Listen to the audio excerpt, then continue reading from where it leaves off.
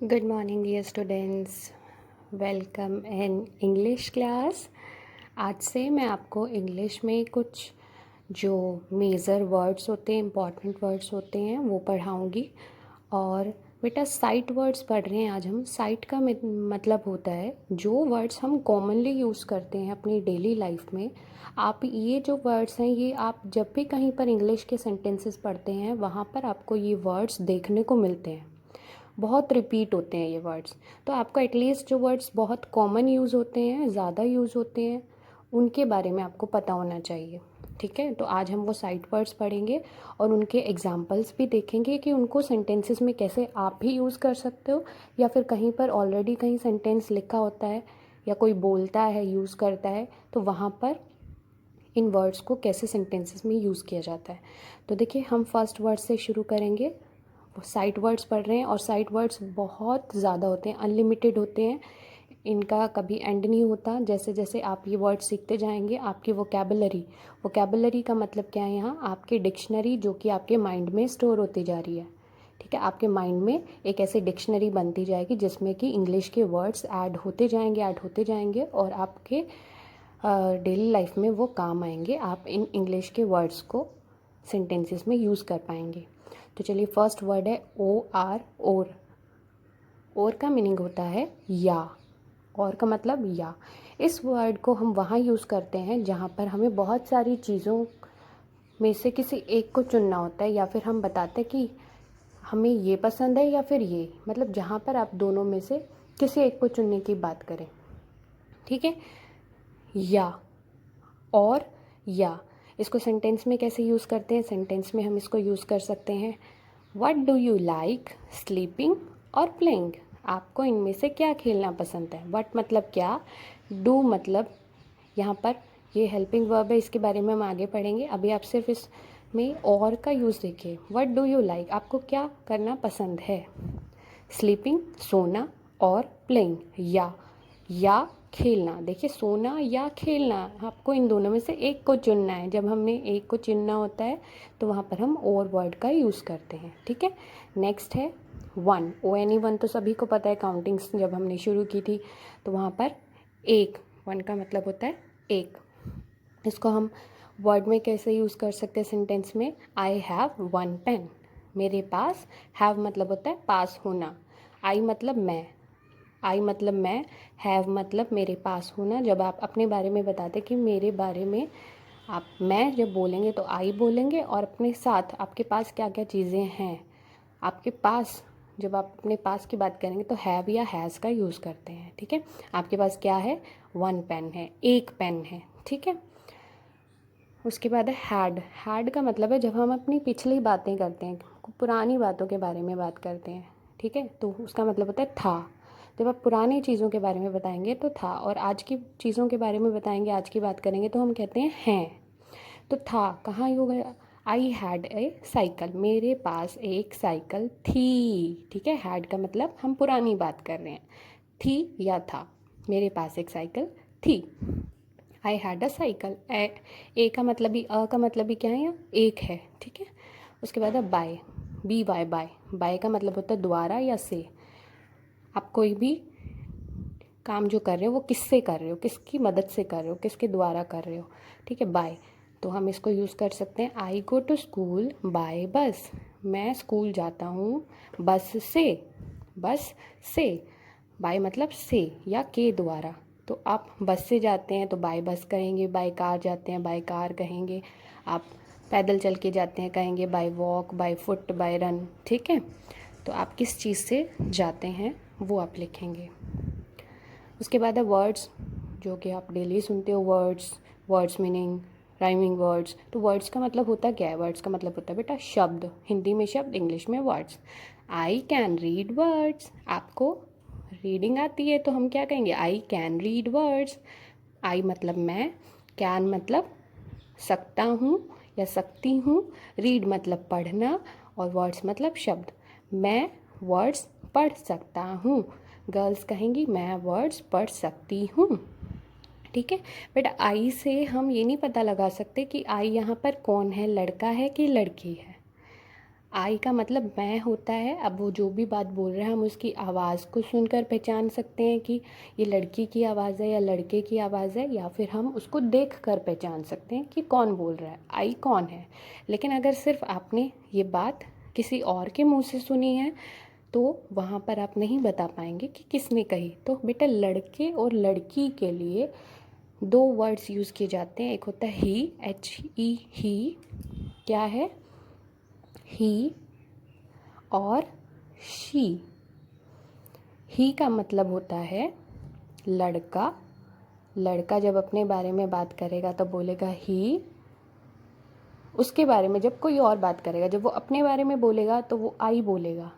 ठीक है, जब हम उस लड़के की बात करेंगे तो उसके बारे में बताएंगे तो ही कहेंगे, और जब लड़की के बारे में बात करेंगे, लड़की के बारे में बोलेंगे तो आप कहेंगे शी। जैसे ही इज़ अ बॉय, लड़के के लिए बोलेंगे आप ही, और शी इज़ अ गर्ल, लड़की के लिए बोलेंगे शी। उसके बाद है बट। बट मतलब होता है लेकिन। बट का मतलब लेकिन। जब आप कोई भी बात कहते हैं और उसके साथ और बात जोड़ते हैं, कोई और बात जोड़ना चाहते हैं, जैसे एग्जांपल देखिए, I love to play outside. I love to play, मुझे खेलना पसंद है। आउटसाइड मतलब बाहर। बट लेकिन इट इज़ रेनिंग, लेकिन बाहर बारिश हो रही है। I love to play outside, मुझे बाहर खेलना पसंद है, लेकिन। बट मतलब लेकिन। बट मतलब लेकिन बाहर बारिश हो रही है। इट इज़ रेनिंग का मतलब बारिश हो रही है। ठीक है। उसके बाद है नोट। नोट का मतलब होता है नहीं, नो। एनो नो का मतलब भी नहीं होता है, नोट का मतलब भी नहीं। इसको सेंटेंस में कैसे यूज़ करेंगे? I am not a bad boy. Girls कह सकती हैं I am not a bad girl, कि मैं, आई एम ये एक साथ लगता है। आई एम जब हम अपनी बात करते हैं, मैं बुरा लड़का नहीं हूँ। एम का मतलब होता है हूँ, और नॉट का मतलब नहीं, मैं बुरा लड़का नहीं हूँ। ठीक है। नॉट मतलब नहीं। वट का मतलब होता है क्या। जब हम किसी से क्वेश्चन पूछते हैं उसमें क्या शब्द आता है, क्वेश्चन के बारे में जब हम बात करते हैं तो वहाँ वट लगाते हैं। जैसे व्हाट इज़ योर नेम, और क्वेश्चन पूछ रहे हैं तो कौन सा साइन आएगा? क्वेश्चन मार्क आएगा। आपका नाम क्या है। योर मतलब आपका या फिर तुम्हारा, नेम मतलब नाम, इसका मतलब होता है, और व्हाट मतलब क्या। आपका नाम क्या है, ये मैं आपको बताऊंगी। है, हूँ, हैं, ये सभी के बारे में बताऊंगी। ठीक है। इज़, एम, आर कहाँ पर यूज़ होते हैं नेक्स्ट क्लास में बात करेंगे। अभी व्हाट का मतलब क्या। What is your name. ठीक है। What is your father's name, what is your schools name, इस तरीके के सेंटेंसेस आप यूज़ करें। उसके बाद है हु। हु मतलब होता है कौन। हु मतलब कौन, ये भी हम किसी से क्वेश्चन पूछने के लिए यूज़ करते हैं। ठीक है। कहीं भी किसी से क्वेश्चन पूछेंगे तो हम यूज़ करेंगे कौन। इसका एग्जांपल देखेंगे। हु आर यू, तुम कौन हो। आर का मतलब होता है हो।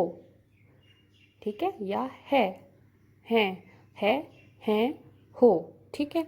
हु आर यू, तुम कौन हो। हु मतलब कौन। नेक्स्ट वर्ड है ऑल। ऑल का मतलब होता है सभी, सभी। तो हम कह सकते हैं we are all brothers and sisters. जब आप प्लेज बोलते हैं स्कूल में तो वहाँ भी आप ये लाइन यूज़ करते हैं, सेंटेंस यूज़ करते हैं, we are all brothers and sisters. तो ऑल का मतलब सभी, हम, वी मतलब हम, ऑल मतलब सभी भाई और बहन हैं। आर का मतलब हैं। तो आप एक और वर्ड नया सीख रहे हैं, आर। आर का मतलब होता है हैं, जब ज़्यादा के बारे में बात करें, या फिर हो। ठीक है। We are all brothers and sisters. We मतलब हम, सभी भाई और बहन हैं। ठीक है। नेक्स्ट वर्ड देखेंगे व्हेन। व्हेन मतलब होता है कब। ये भी हम क्वेश्चन पूछने के लिए कि तुम कब आओगे, व्हेन विल यू कम, है ना। तो व्हेन का मतलब कब, जब आप किसी से क्वेश्चन पूछ रहे हो। We were in, wait, when वाला ये रहा, व्हेन विल यू कम, तुम कब आओगे, कब तुम विल कम। विल कम कब आता है? फ्यूचर के लिए, जब हम आगे की बात कर रहे हैं। तुम कब आओगे, कब, व्हेन मतलब कब। उसके बाद है यूअर मतलब तुम्हारा। हम जैसे मैंने बोला what is your name, your का मतलब होता है तुम्हारा। तो इससे रिलेटेड और एक बना लेते हैं, व्हाट इज़ योर नेम। यहाँ पर यूअर से यूअर बनाए तो यूअर का मतलब होता है तुम्हारा। और अगर किसी को रेस्पेक्ट दे रहे हैं, आदर दे रहे हैं, तो हम आप कहते हैं हिंदी में। लेकिन इंग्लिश में बेटा, इंग्लिश में हम चाहे आप कहो, चाहे आप किसी को तुम कहो या तू कहो, सभी के लिए आप, तुम, तू, सब के लिए यू का यूज़ होता है। YOU, यू मतलब तुम, आप, तू। लेकिन तुम्हारा, आपका, तेरा, इन सभी शब्दों के लिए योर यूज़ होता है, योर। ठीक है। उसके बाद है कैन का मतलब होता है कर सकते हैं, कर सकता हूँ, कर सकती हूँ या कर सकते हैं। कैन मतलब आप में वो पावर है कुछ करके दिखाने की, तो कैन कर सकता हूँ। जैसे आई कैन डू एनीथिंग, मैं, आई मतलब मैं, कैन मतलब कर सकता हूँ, डू मतलब करना, एनीथिंग मतलब कुछ भी, एनीथिंग मतलब कुछ भी, मैं कुछ भी कर सकता हूँ। आई can do anything. Okay. Next word is said, SAID, said का मतलब होता है कहा, कहा नहीं, क्या कहा। जब कोई आपसे कुछ कहता है, पुरानी बात, किसी ने आपको कुछ कहा, अब आप उसके बारे में किसी और को जाके बता रहे हो। ठीक है, जैसे मैंने आपको कुछ कहा और आप वो बात जाकर अपने घर पर बताते हैं। सेड का मतलब होता है कहा। किसी ने कोई बात आपसे कही तो क्या हो सकता है, ही सेड। ही कहाँ यूज़ करते हैं, लड़के के लिए। उसने कहा, क्या कहा, you are a good boy.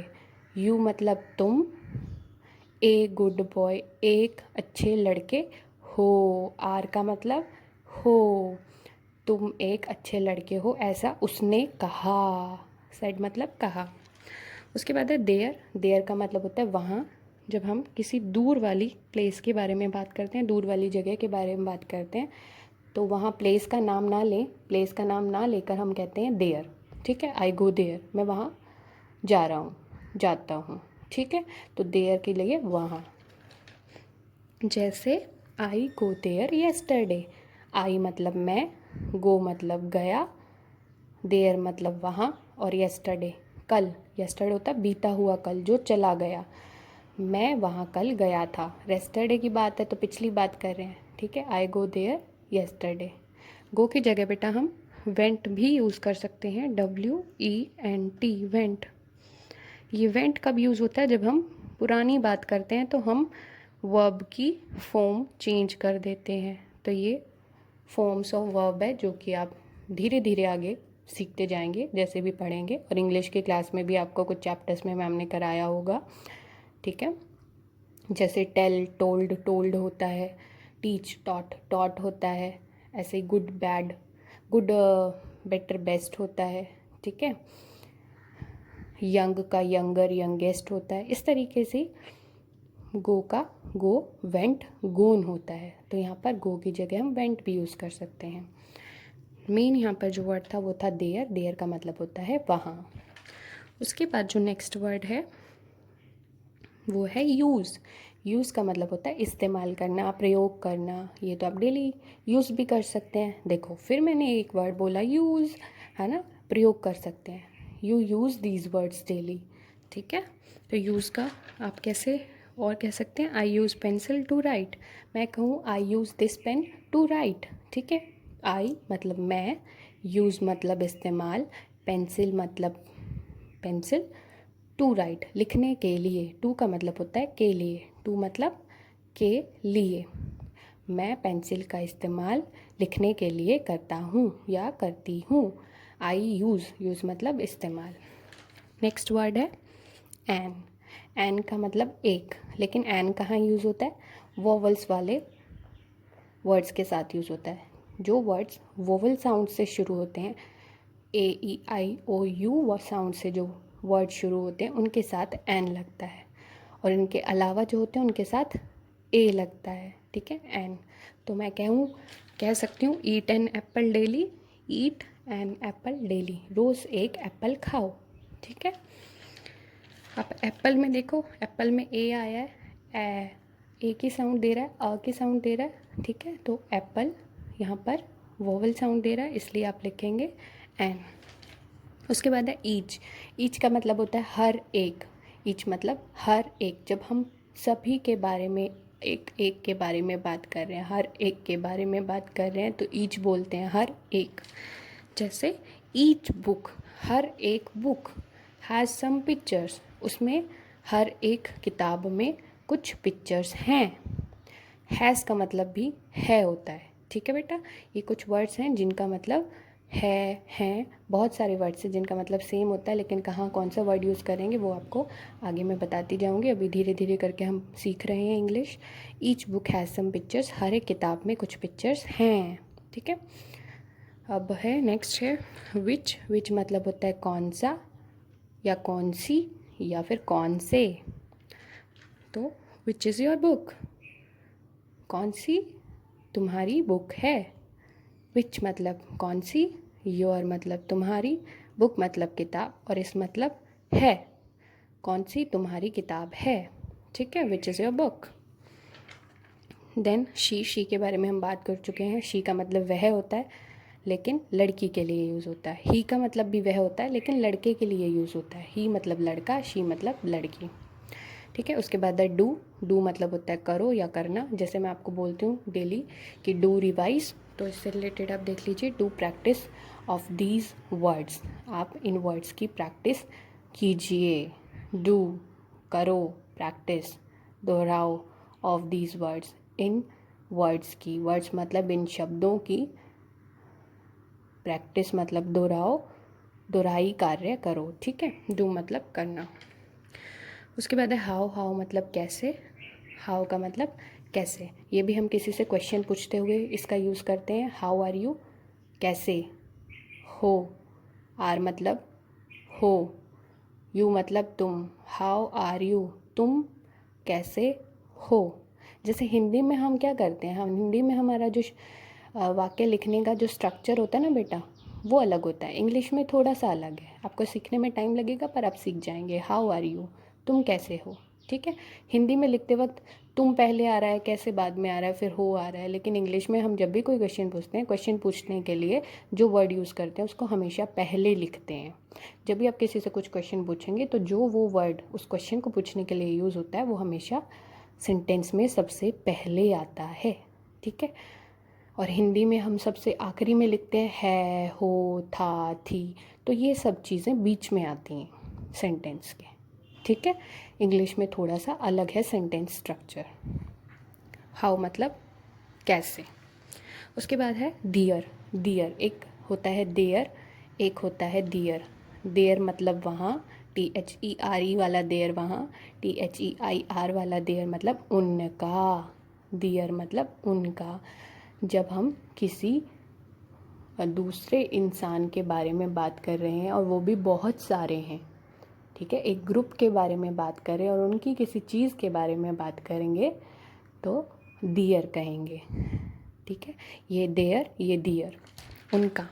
कैसे यूज़ कर सकते हैं, it is their plan. It मतलब यह है, इस मतलब है, दियर मतलब उनका, प्लान मतलब योजना। जो भी प्लान बनाते हैं, आप भी प्लान बनाते हैं ना, खेलने के, बाहर जाने के, स्कूल जाने के, खाना खाने के, जो भी प्लान आप प्लान करते हैं, बर्थडे प्लान करते हैं, सरप्राइज़ प्लान करते हैं, तो वो प्लान है, ये योजना। तो यह उनका प्लान है, इस मतलब है, इट मतलब यह, और दियर मतलब उनका। दियर मतलब उनका, it is their plan. Next है लास्ट वर्ड इफ़।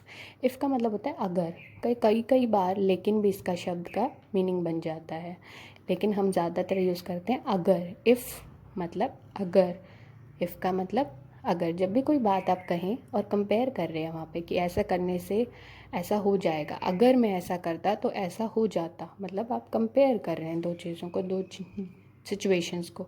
इफ़ का मतलब अगर होता है। कह सकते हैं इफ़ इट रेन्स, अगर बारिश हुई। जैसे कल बारिश हुई है तो आप कह सकते थे अगर बारिश हुई, if it rains we will get wet. अगर आप बारिश के टाइम बाहर हैं, मतलब बारिश आने वाली है।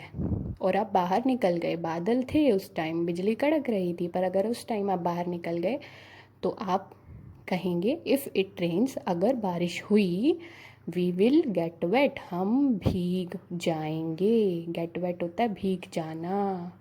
और आगे की बात करें, अभी हुई नहीं है बारिश, होगी, जब होगी तो तुम भीग जाओगे। वी मतलब हम, अगर बारिश हुई तो हम भीग जाएंगे। ठीक है, इफ़ का मतलब अगर।